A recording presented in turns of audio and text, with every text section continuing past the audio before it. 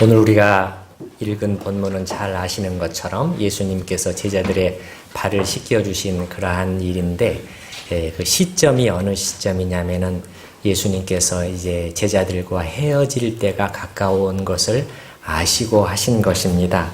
오늘 읽지는 않았습니다만은 1절 말씀을 잠깐 보시면, 6월절 전에 13장 1절, 예수께서 자기가 세상을 떠나 아버지께로 돌아가실 때가 이른 줄 아시고 세상에 있는 자기 사람들을 사랑하시되 끝까지 사랑하시니라. 그래서 그 제자들과 헤어질 때가 가까우면서 그 제자들에 대한 사랑과 연민으로 예수님의 마음이 가득 차게 되었던 것 같습니다.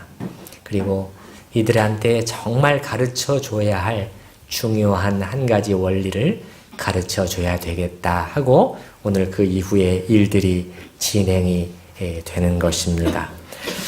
오늘 우리가 이제 예수님께서 이런 그 행동을 하셨을 때 이제 제자들의 반응은 의아함이, 첫째는 의아한 거죠. 왜 이런 행동을 이렇게 하시지? 더 나아가서 당황했죠. 굉장히 당황하게 됐어요. 제자가 선생님을 씻어드리는 것도 아니고 선생님이 제자예요. 그것도 무슨 뭐 손이나 얼굴 같은 이런 부위도 아니고 참 천히 여기는 냄새나고 더러운 그런 발을 씻을 수가 있단 말인가. 더군다나 베드로 같은 경우에는 주님이 누구신지를 알고 있었거든요. 주님은 살아계신 하나님의 아들, 그리스도시요 살아계신 하나님의 아들이라는 신앙 고백을 했지 않습니까?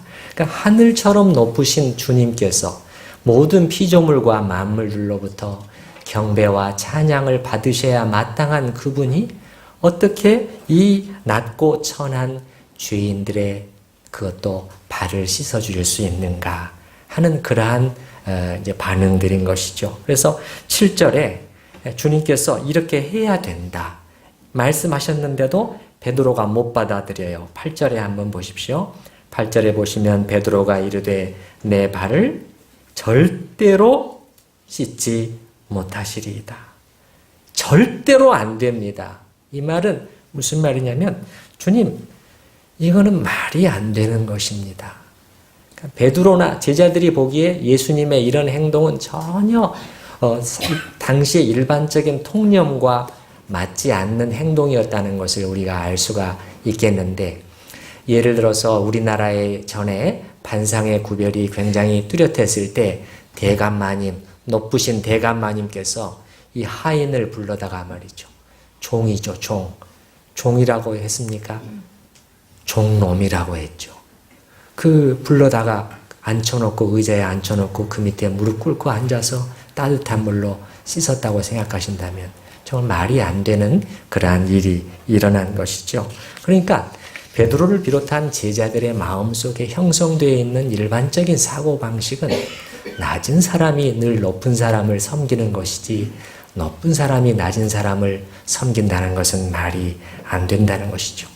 주님께서는 지금 무엇을 하고 계시는 것이냐? 이들의 이러한 고정관념이 잘못된 것인데 하나님 나라에는 전혀 맞지 않는 것인데 깨지지를 않거든요. 예수님께서 이제는 일종의 충격요법을 사용하고 계시는 것입니다. 깜짝 놀랄 행동을 해서 그 생각을 바꿔줘야 되겠다 하는 것이죠. 그래서 과연 누가 더 크고 누가 더 위대한 자인가?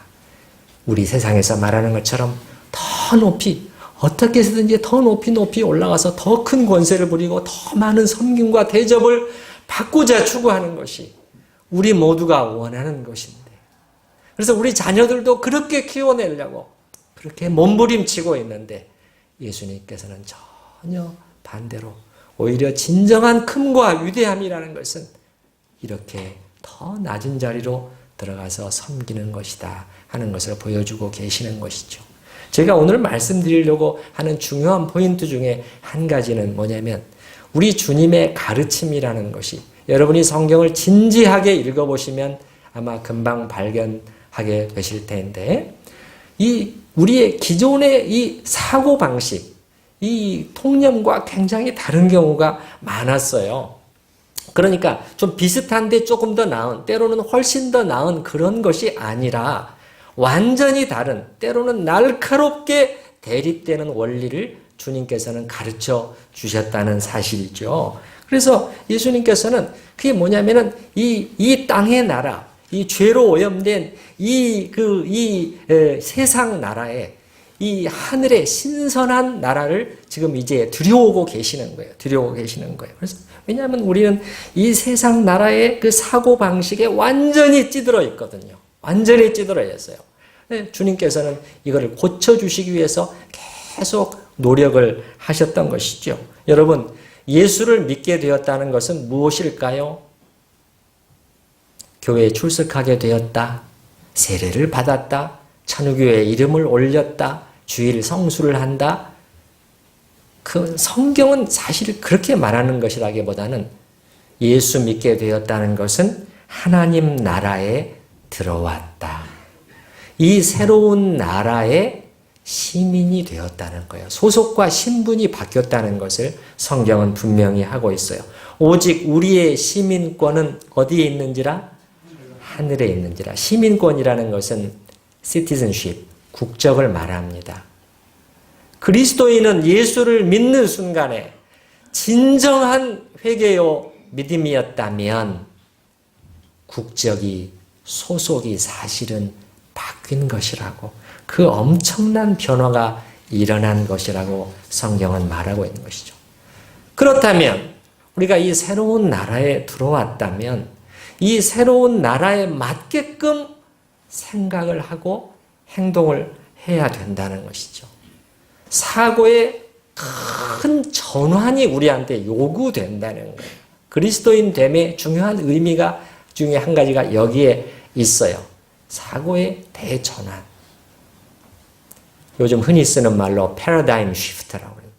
인식 체계의 대전환을 말하는 것이죠. 이 새로운 나라에 맞게끔 우리의 인식 체계 자체가 전적으로 바꿔지는, 점프하는 일이 있어야 된다는 거예요. 근데 문제는 그런 일들이 많이 일어나지 않고 있다는 것이죠. 컴퓨터로 말하면 하드웨어는 바뀌었는데, 겉은 바뀌었는데 속의 소프트웨어는 안 바뀌는 그런 모습을 이 많은 그리스도인들이 이 현 주소라는 것이죠. 여러분, 요즘 컴퓨터에서는 점점 하드웨어, 겉 기계뿐만 아니라 소프트웨어, 그걸 움직이는 어떤 프로그램이 점점 중요시 되고 있어요. 컴퓨터를 새로 샀는데 아무리 이렇게 번쩍번쩍 그냥 SSD 뭐 몇 기가 이렇게 해서 하더라도 그냥 바이러스가 먹어가지고 하게 되면 순식간에 컴퓨터가 다 망가지고 못 쓰게 되어버립니다. 우리의 하드웨어는 뭘까요? 겉이죠, 겉. 교회에 출석하고 봉사도 하고 헌금 적당히 드리고 주일 성수하고 직분도 받고. 소프트웨어는 뭡니까? 우리 안에서 이 속에 있는 뭐죠? 사고 방식이죠. 삶의 목표, 경제관, 성공관, 인생관, 이게 바뀌어야 되는 것이죠. 이게 속이 바뀌어야 되는 거예요. 이게 안 바뀐 상태에서는 하드웨어만 지금 바뀌어 있는 거예요. 네. 그래서 여러분은 어떠신지 모르겠어요. 우리 천우교회 성도님들은 하드웨어뿐만 아니라 몸이 교회에 와 계실 뿐만 아니라 속의 이 생각, 이것도 바뀌어 계시는지, 적어도 바뀌어 가고 있어야 되겠죠? 그렇죠? 네, 네, 네. 그래서 제가 이 하나님 나라의 원리와 주님이 가르치시는 하나님 나라의 원리와 이 세상 나라의 원리가 얼마나 다른가를 이렇게 예를 들어서 한번 말씀을 드려볼게요. 방금 경제관을 말씀을 드렸는데 여러분, 세상에서는 경제에 대해서 어떻게 우리가 들어왔어요? 너 굶어 죽기 싫으냐? 부자가 되고 싶어? 그러면 어떻게 해야 돼? 한 가지 방법이 있다. 내 창고로 열심히 거두어 드리고 그 다음에 일단 들어온 다음에는, 호주머니에 들어온 다음에는 내보내지 않으면 돼. 주님의 가르침은 어땠습니까? 여러분 한번 생각해 보십시오. 성경을 한번 상기해 보십시오. 주님이 그렇게 가르치셨나요? 주님은 어떻게 가르치셨을까요? 여러분이 성경을 아시니까요. 주님은 주어라. 주어라. 그리하면 내가 너희에게 줄 것이요. 그렇게 가르치셨잖아요. 긁어 모어라. 세상에서는 쌓아라. 이렇게 가르치거든요. 주님은 주어라고 가르치고 계시잖아요. 정반대로 가르치고 계시잖아요. 그러면 내가 너희에게 줄 것이요. 누르고 흔들어도 넘칠 정도로 너희에게 안겨주리라. 그렇게 말씀을 하신 것이죠. 이거는 완전히 대립되고 있지 않습니까? 물론 이 말은 우리에게 낭비하면서 살아도 된다. 그 말씀은 아니죠. 정말 필요한 것, 정말 옳은 것, 정말 어려운 사람에게는 주고 베푸는 삶을 시작하라는 것이죠. 여유가 있을 때만 기다리지 말고 그것이 진정으로 부유한 삶을 사는 방법이라고 주님께서 말씀해 주시죠. 그 외에도 경제에 대해서 말씀하시는 원리들을 잘 알고 계시죠. 너희의 보물을 왜 이 땅의 창고에 쌓아두지 말고 어디 창고에 쌓아둬라? 하늘나라의 창고에 쌓아둬라. 우리는 이 세상의 은행에 거기에 그냥 다 모든 것이 막혀 있지만 주님은 그것 이상의 것을 보여주시는 것이죠. 저 위에 창고에다가 쌓으라는 것이죠. 또 누가복음 12장에서는 어리석은 사람아 네가 이렇게 땀을 흘려서 이렇게 수고해서 그 많은 것을 모았을지 모르지만 오늘 저녁에 내가 너의 코에 호흡을 취할 것이니 그러면 네가 준비한 쌓아놓은 그 모든 것이 누구의 것이 되겠느냐? 달라요. 주님께서 가르치시는 것은 여러분 비슷한데 조금 나은 것이 아니라 굉장히 다른 전혀 새로운 원리를 계속해서 제자들한테 보여주셨어요. 또 불행과 행복에 대해서도 마찬가지죠. 우리가 계속해서 얘기를 들어오는 얘기들은 뭐예요? 내가 왜 이렇게 불행하지? 나와 우리 가정은 왜 이렇게 행복하지 못할까? 답을 뭐라고 하죠? 많이 갖지 못했기 때문에 돈이 없어서 우리는 불행한 거야. 많이 가지게 되면 그래서 많이 살 수 있게 되면 많이 쓸 수 있게 되면 그러면 행복해질 텐데 이 얘기를 우리는 들어왔잖아요. 여러분 2006년에 영국에서 나온 한 통계에 따르면 제가 그 글을 좀 읽어드려 볼게요. 영국에서 연수입이 5만 파운드 이상인 사람은 이건 고소득자를 말하는 겁니다. 그보다 적게 버는 사람에 비해 우울, 불안 같은 정서적인 고통에 더 많이 시달리는 것으로 나타났다. 더 많이 버니까 더 행복해야 되는데 그렇지 않은 것으로 나타나고 있다는 거예요. 사람들은 불안하고 우울할수록 소비해야 하고 불안하고 우울할수록 뭘 자꾸 살려고 그런다는 거예요. 그걸 사면 행복해질 것 같기 때문에. 그 다음에 소비해야 되고 소비할수록 불안해지는 악순환의 고리에 빠져 있다는 거예요. 놀랍지 않아요? 우울하고 불안할수록 뭔가를 가지려고 하고 소유하려고 하고 더 많이 가지려고 하는데 그러면 그럴수록 더 불안해지고 또 더 우울해지는 악순환에 빠져 있다는 거예요. 이들 중에 40%가 넘는 이들이 고소득자, 영국의 고소득자, 고연봉자 40%가 넘는 사람들이 자신이 정말 필요한 것을 살 수 없다고 답했다는 것입니다. TV나 영화, 광고가 전염 매개체다. 한 광고회사 중역의 말이다. 광고는 사람들에게 그 상품을 가지지 않으면 나고자라고 느끼게 한다. 그것이 우리가 광고를 만드는 중요한 컨셉이 되어 있다는 거예요. 이 광고를 제작을 할 때 사람들이 이 상품, 아이폰 6, 7, 7S, 갤럭시, 명품 핸드백 이거를 내놓을 때 이들이 이것을 빨리 사지 않으면 자신은 뒤처진 자, 낙오된 자 그런 이 느낌을 주게 해서 그거를 사고 소비하게 만든다는 것이죠. 그래서 여러분 어플루엔자라고 하는 새로운 용어도 나왔지 않습니까? 영어의 두 단어를 합해서 만든 단어죠. 어플루엔자. 그러면 우리말로 번역하면 부자 바이러스, 부자병 바이러스 그 정도로 해석이 될 수가 있겠죠. 이 부자병 바이러스가 현대인들의 마음속에 이렇게 전염병처럼 퍼져나가고 있다는 거예요. 전염병처럼. 그리고 TV나 영화, 광고가 그 전염 매개체의 역할을 하고 있다. 우리는 멍하니 그것을 보면서 그렇게 잘 사는 사람들을 거기서 보면서 옛날에는 못 봤어요. TV나 그런 게 없을 때는 그냥 부자들은 그냥 저 건너편에 담장 넘어 사람들이에요. 지금은 이들의 삶이 다 우리한테 노출되기 때문에 그들과 비교하면서 스스로를 나는 불행해. 이렇게 만들고 있다는 것이죠. 이러한 잘못된 분위기를 교회가 바로 잡아줘야 되는데 너희는 세상의 빛과 소금이라고 주님께서 말씀하셨잖아요. 바로 잡아주고 주일날 교회에 온 성도들을 다시 정신을 차리게 하고 하나님의 말씀 안에서 이렇게 진정한 복과 행복이 무엇인가를 찾아낼 수 있도록 만들어야 되는데 오히려 반대로 그러한 잘못된 생각을 더 이렇게 조장해 주는 경우들도 많은 것 같아요.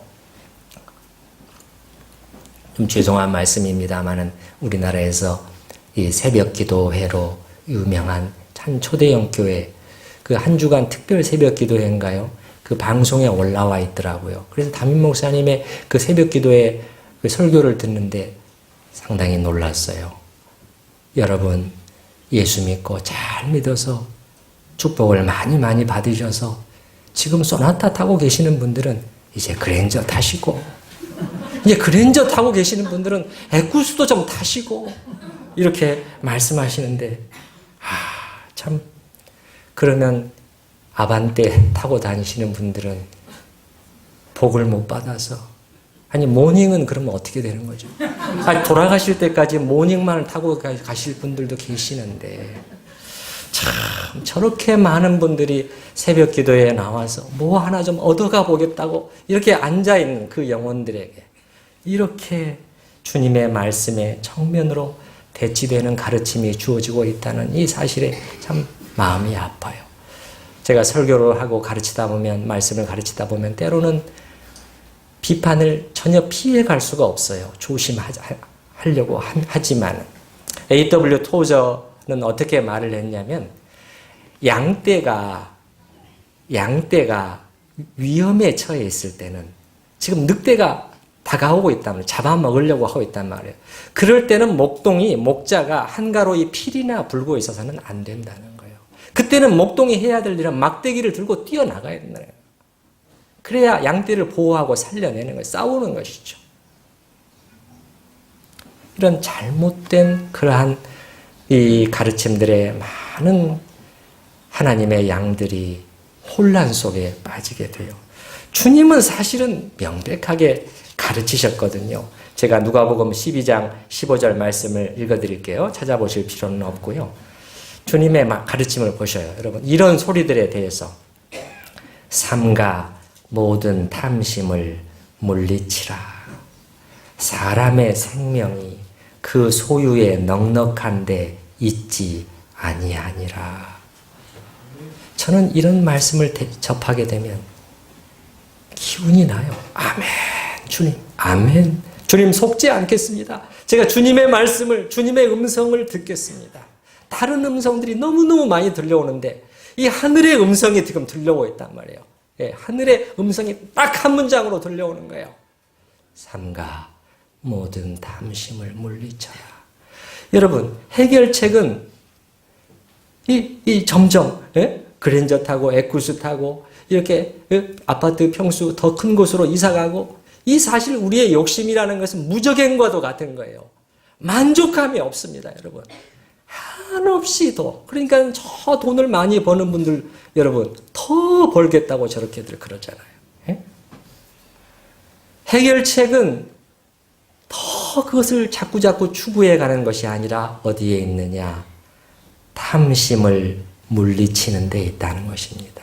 탐심을 물리치는 데 있다고 주님께서 딱 한 문장으로 정리해 주시는 거예요. 이 생명이라는 단어를 저는 행복으로 바꿔서 읽어보고 볼게요. 한번. 삼가 모든 탐심을 물리치라. 사람의 행복이 그 소유에 넉넉한 데 있지 아니하니라. 사람의 생명, 사람의 행복이 그 소유의 넉넉한 데 있지 않다. 우리의 구주께서, 창조주께서 모든 인생을 아시고 그 끝을 아시는 주님께서 정리를 해주셨잖아요. 그래서 사실 우리 둘레를 둘러보면 꼭 신앙인이 아니라고 할지라도 이러한 성경의 원리를 실천해 보는 사람들은요, 훨씬 더 자신의 인생을 풍성하고 아름답게 살아가요. 그리스도인들이 그게 못 미치면 되겠습니까? 물론 그분들은 일반은 종의 영역이라는 그런 한계 속에 있긴 하지만, 예를 들어서 작년 초에 그 대통령에서 은퇴한 그 우루과이의 무이카 대통령이라는 분은 은퇴한 다음에도 전 국민의 이 사랑과 존경을 받아요. 예. 그는 그 재임 시에도, 대통령 재임 한 5년 했을 거예요. 재임 시에도 대통령 궁에서 생활하지 않고 그 떨어진 낡은 농가에서 생활하고 농사 짓고, 그리고 혼자서 직접 운전해가지고 대통령 궁으로 출근하고, 예, 그가 탄 자동차는 거의 30년이 다 된, 예, 여기서 30년 된 자동차 타고 다니시는 분 계셔요. 30년이 다 된 낡은 폭스바겐 자동차, 월급의 90%를 가난한 사람들한테 기부하면서 살았죠. 그래서 책도 나왔잖아요. 세계에서 가장 가난한 대통령 무이카라는 책도 나오고 그랬는데, 그분이 이렇게 말을 했어요. 나는 가난하지 않다. 단순하게 살 뿐이다. 사람이 사는 데는 그다지 많은 것이 필요치 않다. 우리는 더 많이 필요하다는 거예요. 더 많이 가져야 되겠다는 것이죠. 또 그 찰스 핀이라는 분, 여러분 많이 들어보셨죠? 이거는 미국의 그 목사요 부흥사인 19세기의 찰스 핀이 목사를 말하는 것이 아니고, 영어 철자는 약간 다르긴 한데요. 미국의 부호죠. DFS라는 면세점업으로 크게 성공을 거둔 부호인데, 이분이 끊임없이 그 기부를 해서 많이 알려지게 됐는데, 빌 게이츠도 그분을 통해서 많은 도전과 교훈을 받았다고 그러잖아요. 그런데 그것도 익명으로 계속 해왔는데, 그분이 저기 오른손이 하는 것을 왼손이 모르게 하라, 이런 말을 자주 했다고 하는데, 그가 크리스찬인지 아닌지는 모르겠어요. 근데 일 가능성이 좀 많죠. 그것도 전혀 완전히 모르게 했는데, 이게 전혀 예상치 않은 방식으로 이제 회사에서 손을 뗀 후에, 자선 사업에 집중하기 위해서 회사 일에서 손을 뗀 후에 그 후임자에 의해서 이 장부를 보게 되니까 엄청난 액수를 이 기부를 해온 거예요. 그래서 이제 그게 알려지게 된 것이죠. 더 감동을 주게 된 것은 그의 그 검소한 삶이에요. 팔에는 15달러짜리 플라스틱 시계를 차고 다니고, 그 큰 부자가 15불이면 여러분 한 2만 원도 안 됩니다. 우리 돈으로. 뉴욕에 살 때는 허름한 식당에서 햄버거로 끼니를 해결하고, 지금도 이제 자기 소유의 집은 없고 샌프란시스코에서 자기 부인과 함께 임대 아파트에서 살고 있고, 버스 타고 다니고, 비행기를 탈 때는 이코노미석만 탄다고 해요. 우리는 어떻습니까, 여러분? 비행기 탈 때 우리가 이코노미석에 전 구석에 이렇게 탁 이렇게 가다 보면은 저기 비즈니스석에 혹은 저 앞에 위에 1등석에 타고 다니는 분 참 부러워 보이고, 저게 성공이라고 생각하고, 저렇게 되면 나도 행복해질 텐데. 그래서 우리 자식들을 그렇게 너도 좀 그렇게 돼봐라, 이렇게 우리가 키워낸다면, 그분이 하는 말이 15불짜리 시계도 잘 시간만 맞는데 왜 더 비싼 것을 찾느냐는 거예요. 왜 더 비싼 것을 찾아야 되느냐는 것이죠. 주님의 말씀, 삼가 모든 탐심을 물리치라. 사람의 생명이 그 소유의 넉넉함에 있지 아니하니라. 이게 이 전혀 세상의 경제관과 전혀 다른 새로운 원리가 지금 선포되고 있는 거예요. 우리한테 선포되고 있는 것이죠. 사도 바울도 마찬가지잖아요. 사도 바울도 주님의 가르침을 마음에 새긴 사람이기 때문에 똑같은 말들이 나와요. 자족하는 법을 배우라고. 디모데전서 6장에 보면은 자족하는 마음이 있으면 경건은 큰 이익이 된다. 자족한, 탐심을 물리치고 자족하는 법을 배우라는 것이죠. 그렇지 못하다면 네 인생은 큰 위기에 처해질 수 있고 믿음도 파산할 수 있다는 거예요. 그래서 디모데전서 6장 9절에 보면 그렇게 말하잖아요. 부하려 하는 자들은 시험과 올무와 여러 가지 어리석고 해로운 욕심에 떨어지나니 곧 사람으로 파멸과 멸망에 빠지게 하는 것이라. 무엇이? 부하려 하는 마음이. 여러분, 나는 아니야, 그렇게 말씀하지 마셔요. 나는 부해지고 싶지만, 부자가 되고 싶지만 나는 그렇게는 되지 않을 거야. 주님의 말씀이 이렇게 말하고 있잖아요. 사람으로 파멸과 멸망에 빠지게 하는 것이라. 돈을 사랑함이 일만하게 뿌리가 되나니 이것을 탐내는 자들은 미혹을 받아 믿음에서 떠나 많은 근심으로 자기를 찌른다는 거예요. 행복하는 것이 아니라 많은 근심이 몰려온다는 거예요. 어떤 사람들한테? 부해지고자 하는 그 욕심, 돈을 사랑하는 마음이 물리치지 못하는, 끊어내지 못하는, 정리하지 못하는 그런 사람들. 믿음에서 떠나게 된다는 경고가 나오고 있어요. 그럼 무슨 말이에요? 그럼 제가 예언을 할 수 있죠. 여기 앉아 계신 우리 성도님들 가운데서 그거 뿌리치지 못하고 마음속에서 은근히 그 가시를 길러내고 있는 분들은 언젠가는 믿음에서 파선할 수 있다고 제가 예언할 수 있는 거죠. 왜? 하나님의 말씀이 그렇게 말씀하니까요. 제가 지금 경제관에 대해서 얼마나 지금 주님께서 가르치신 원리가 기존의 세상, 이 땅의 나라의 원리와 얼마나 다른가를 말씀을 드렸는데 그 외에도 사실은 한두 가지가 아니죠. 많죠. 예를 들어서 이 세상에서는 뭐라고 말해요?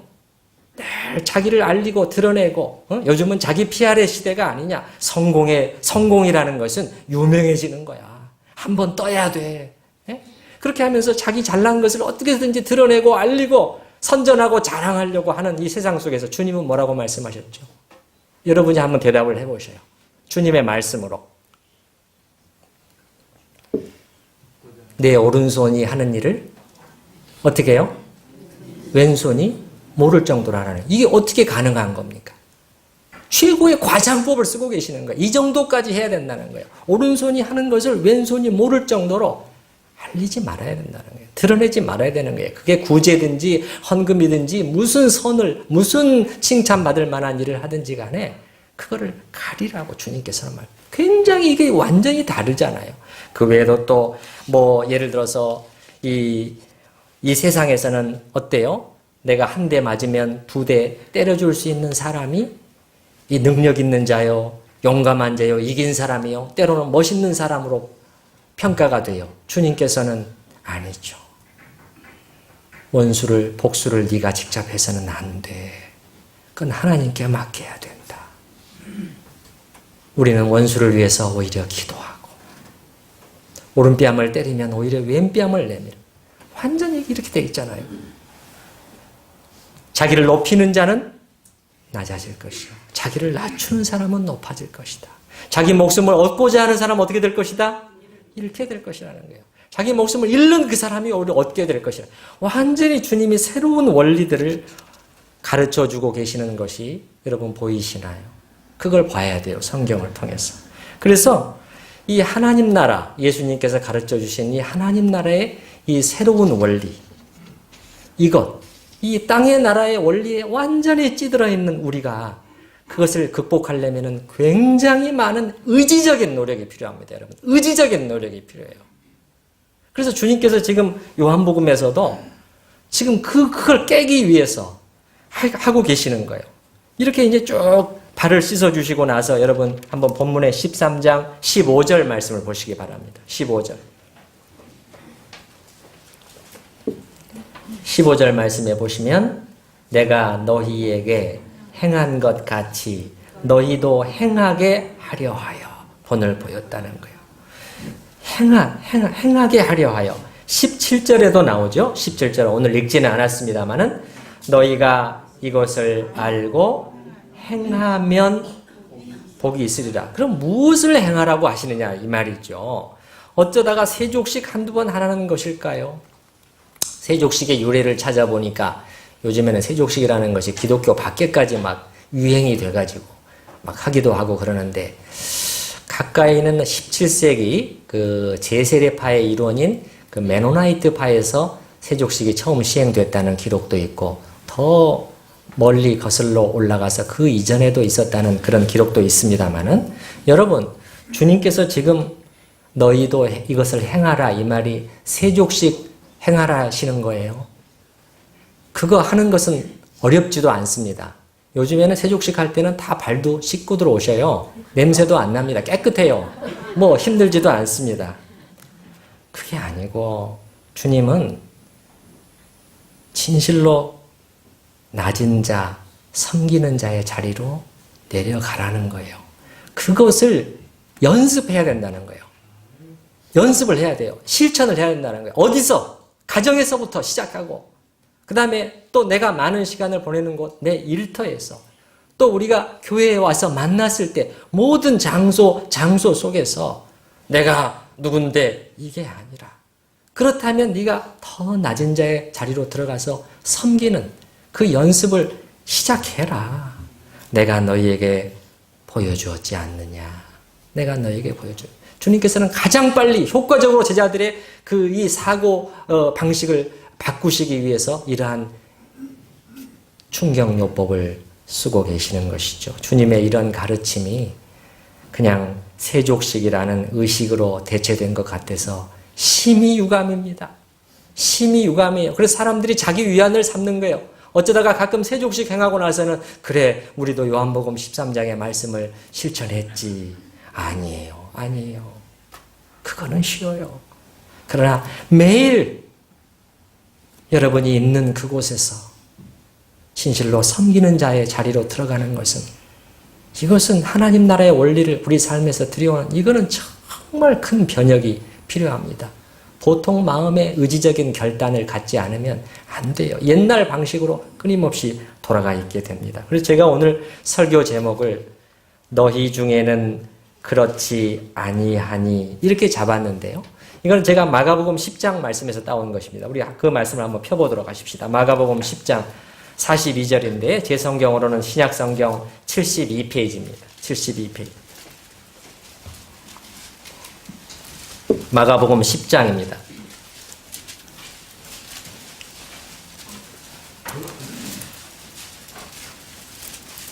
72페이지 혹은 73페이지 근처입니다만은, 이 배경은 제가 이제 다 읽을 수는 없는데요. 예수님께서 예루살렘으로 향하여 이제 마지막 그 길을 가시는 것입니다. 근데 이제 제자들 속에 무슨 논쟁이 일어났느냐. 나중에 누가 예수님의 좌편, 우편에 앉을 것인가. 그 논쟁이 일어난 거예요. 그래서 서로 막 마음들이 안 좋아요. 참, 이것도 재밌잖아요, 여러분. 똑같이 지금 예루살렘을 향해서 가고 있어요. 예수님도 가고 계시고 제자들도 가고 있어요. 겉에 몸은 예수님과 함께 있어요. 근데 속의 생각은 완전히 반대인 거예요. 예수님은 어떻게 하기 위해서 가시는 거예요? 죽으시기 위해서 가시잖아요. 제자들은 누가 더 큰 자인가? 예수님은 가장 십자가의 가장 낮은 자리로 자기 자신을 내어주기 위해서 가시는데, 제자들은 누가 더 크고 높은 자인가를 생각을 하고 영광을 생각하고 있는 것이죠. 우리들도 마찬가지일 수도 있죠. 교회에 와서 앉아있지만, 겉에 몸은 앉아있지만 속의 생각은 주님과 전혀 딴판일 수가 있는 것이죠. 어쨌든 42절에 한번 보시면요. 42절.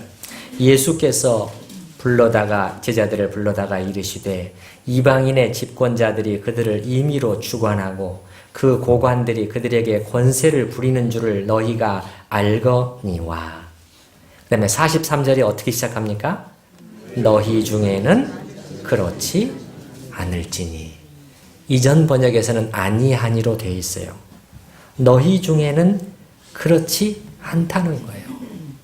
이게 여러분 42절과 43절이 지금 딱 딱 선이 그어지는 겁니다. 하늘과 땅처럼 하나는 이 42절은 이 땅의 나라가 그렇게 되먹었다는 거예요.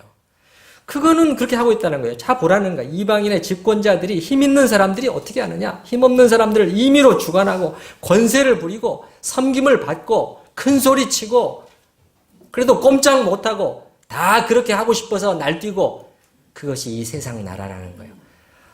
그렇게 살도록 내버려 두라는 거예요. 그렇게 살다가 죽으라고 해라. 나는 그들을 고치려고 하지 않는다. 세상의 영이라는 것은 어차피 그렇게 되먹었다는 거예요.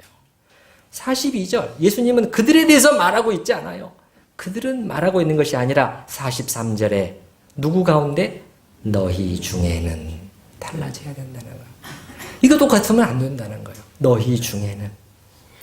그렇지 않을지니 너희 중에 누구든지 크고자 하는 자는 너희를 섬기는 자가 되고 너희 중에 누구든지 으뜸이 되고자 하는 자는 모든 사람의 종이 되어야 하리라.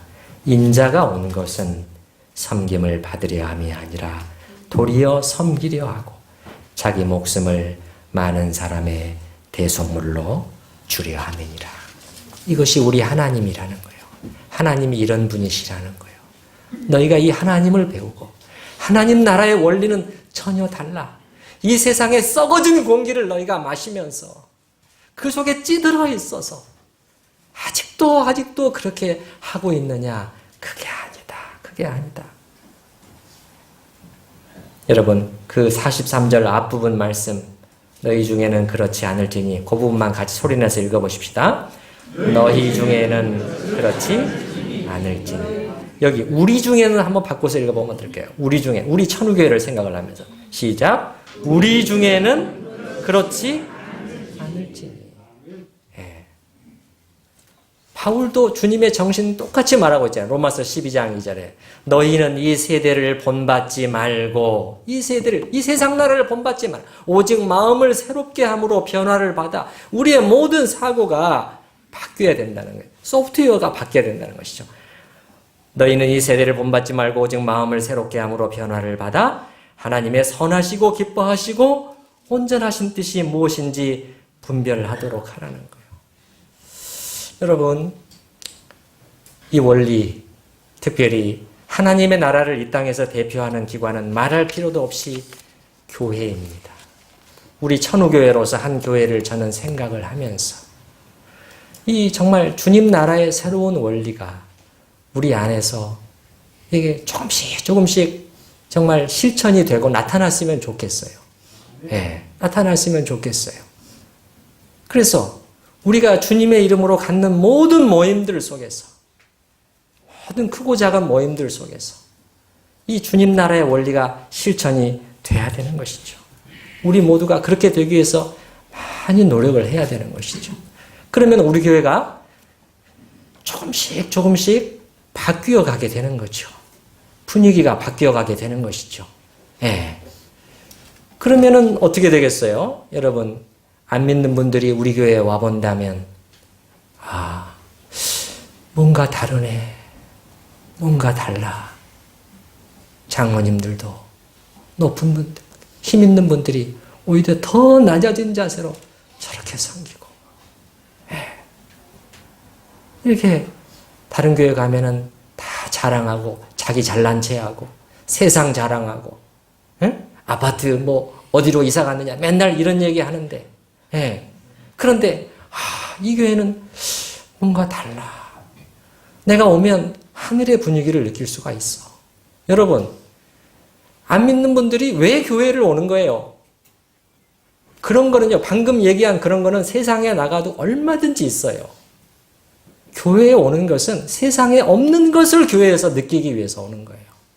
그걸 느낄 때, 하나님께 영광을 돌리게 되고, 자기의 죄를 고백하고 예수님을 구주로 받아들이는 그러한 이 회개의 역사가 나타나게 되는 것이죠. 그렇지 못하면 어떻게 되겠어요? 우리가 아무리 전도를 많이 해서 데려오더라도 와서는 실망하고 상처받고, 아니 안 믿는 사람들보다 더 하잖아. 왜 이렇게 사랑이 없는 거야? 제가 우리 신학교 학생 중에서 제가 담임했던 학생, 그 학부 1학년생이었는데 어디 이단교회 나간다는 그 얘기를 듣고 불러다가 이제 면담을 했는데 너 왜 거기 나가게 됐냐? 그랬더니 교수님 너무너무 따뜻하게 대해줘요. 너무너무 진실한 사랑을 느낀다는 거예요. 다른 일반 교회에서는 느끼지 못했다. 성도의 사랑이 거기서 있다는 거예요. 이 방황하는 그 영혼이 거기서 위로를 받는 거죠. 이단 교회에서 오히려. 그런데 진짜 참된 복음의 진리를 담고 있는 교회들에서는 싸늘하고 자기 생각만 하고 텃세 부리려고 하고 이렇게 되면은 거기 하나님의 나라가 전혀 임해 있지 않는 것이죠. 그래서 제가 홈페이지에도 올렸습니다마는 우리는 doing보다도 앞서서 being을 추구합니다. 무엇을 하는 것 이전에 being, 참된 교회가 됨을 추구한다는 거예요. 그것이 이 교회를 살리는 것이고 그것이 진정으로 하나님께 영광을 돌리는 것인 줄 알기 때문이죠. 참으로 우리 천우교회 주님 나라의 원리들이 조용히 실천이 되는 가운데 정말 하나님의 나라가 날로 임해가는 그러한 영광스러운 축복이 있기를 바랍니다. 하나님 아버지, 주님의 말씀을 통해서 제자들의 발을 씻어주신 주님의 본, 주님께서 우리에게 무엇을 가르치고자 너희도 행하게 하려 하여 그 말씀이 무엇인가를 생각하게 하시옵소서. 주님, 좋은 이론으로 받지 않게 하시고 알겠습니다. 주님, 저의 삶의 자리들 속에서 성도의 모임 가운데서 그 하나님 나라의 전혀 다른 새로운 원리, 신선한 그 원리대로 한번 살아보겠습니다. 저의 몸을 들여 순종해 보겠습니다. 작은 것 하나라도 실천해 보겠습니다. 라는 그러한 출발, 믿음의 출발을 시작하게 하여 주시옵소서. 그리함으로 하나님의 나라가 우리 가운데 나에게 어떻게 임하는가 그 영광을 보게 하여 주시옵소서. 예수님의 이름으로 기도드리옵나이다. 아멘. 우리 마지막 찬송은 좀 바꿔서 부르도록 하겠습니다. 찬송가 449장 예수 따라가며 1절, 2절, 5절, 3절, 4절 빼고 1절, 2절, 5절 부르도록 하겠습니다.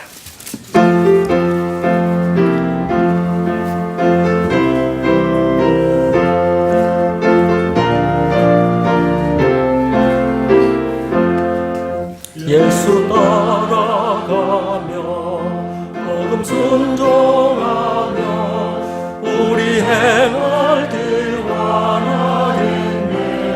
주를 의지하며 순종하는 자를 주가 늘 함께 하시리라. 의지하고 순종하는 예수 안에 즐겁고 복된 길이로다.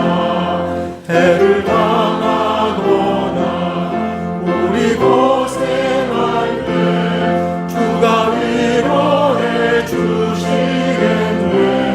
주를 의지하며 순종하는 자를 주가 안위해 주시리라. 순종하는 길은 예수 안에 즐겁고 복된 길이로다. 5절 주를 힘입어서 말씀 잘 배우고 주를 모시고 살아가세.